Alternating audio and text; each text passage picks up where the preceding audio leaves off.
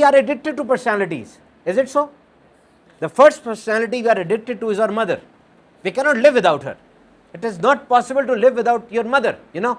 It is not possible to live without your mother. یعنی آپ کی ماں کے جسم میں بھی آپ ہیں. آپ نکل آئے اپنی ماں کے جسم سے؟ نہیں, آپ ابھی بھی اس کے اندر ہیں. The cells of the embryo, they live inside the mother body and they save her, especially heart diseases. Go and search it out.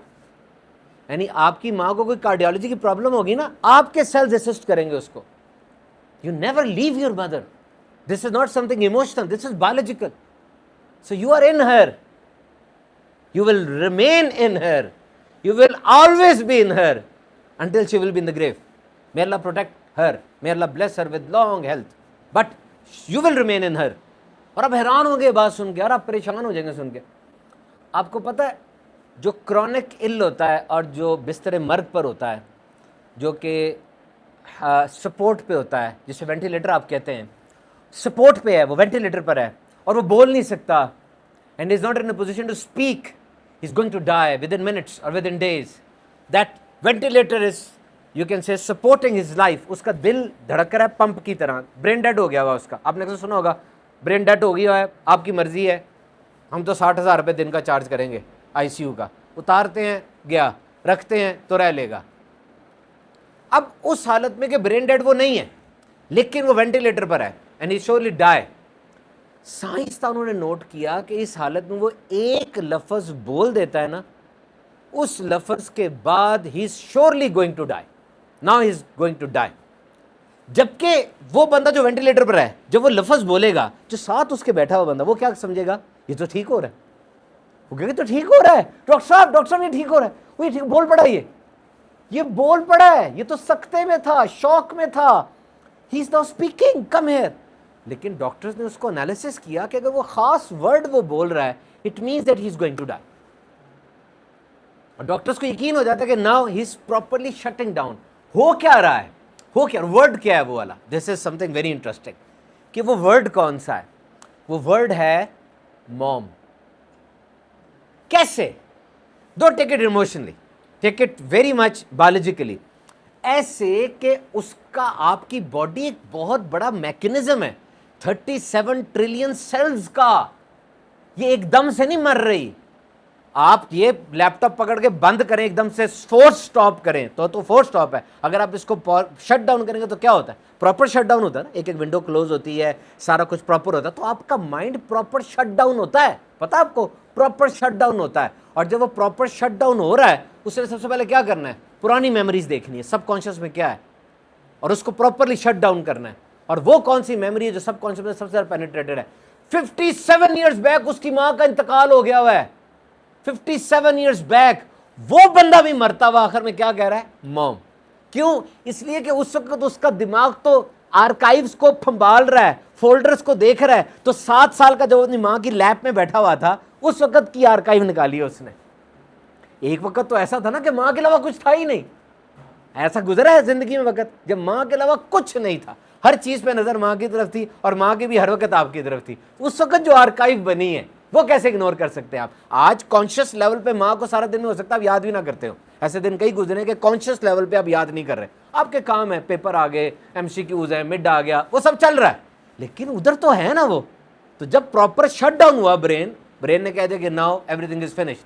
اب اس نے وہ لفظ اس کے منہ میں پھینک دیا کہ ناؤ اٹس اوور. پھر میں نے جب یہ پڑھا مجھے سمجھ میں ہے کہ واقعی صحیح, تحقیق صحیح ہے کہ یو کی not leave without her. She will always be there. Remember, وہ ہمیشہ آپ کا انتظار کر رہی ہے. اور جب وہ آپ کو جنم دینے لگی تھی نا, اس نے یہی کہا تھا, پتہ ہے, کہا ہو یا نہ کہا ہو, سمجھا تھا کیا کہ اس کو میں نے چھپایا ہوا تھا, اس کو میں نے بچایا ہوا تھا. اب اس دنیا میں یہ جنگل میں آ جائے گا, میں تو ہر جگہ اس کو بچا نہیں پاؤں گی.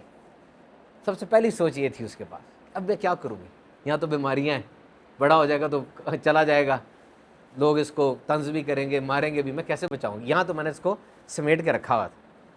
اور جب وہ مرنے لگتی ہے وہ یہی سوچ رہی ہوتی ہے کہ میرے بعد اس کا کیا بنے گا, اس کو مجھ جیسا کون چاہے گا, جو کہ کوئی نہیں چاہ سکتا, پاسبل ہی نہیں ہے. یعنی یہ ایک ایسا ریلیشن ہے کہ جس کو فار گرانٹیڈ نہ لیں.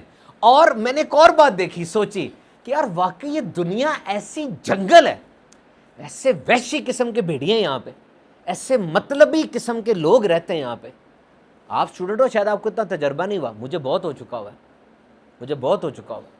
2 سیکنڈ میں نظریں پھر جاتی ہیں, پہچاننے سے انکار کر دیتے ہیں. ذرا سا فائدہ 100 سے 99 بھی ہوتا ہے نا, یقین کریں ان کی نظروں میں اجنبیت آ جاتی ہے. آپ جھانک کے دیکھتے ہیں یہ وہی تھا, نہیں یہ وہ نہیں تھا, پتہ نہیں کیا ہو جاتا ہے یہ. تو ایسی دنیا میں کیا ماں باپ ان جیسے رشتے ضروری نہیں ہے؟ بہت ضروری نہیں ہے؟ اسی دنیا میں رحمت للعالمین کی تشریف آوری اور ان کا پیار دینا, ان کا اتنا رحمت بن کے رہنا, یہ ضروری نہیں ہے؟ ورنہ تو بالکل ہی بے آسرا ہو جائیں گے ہم یار, بالکل ہی فارغ ہو جائیں گے ہم.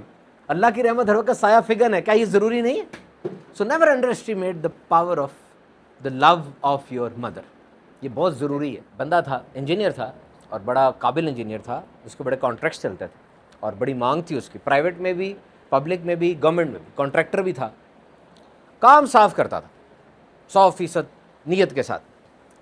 ایک دن اس کو کانٹریکٹ آیا اور اس کانٹریکٹ میں کچھ ڈاؤٹ تھا, حلال حرام کا ڈاؤٹ تھا.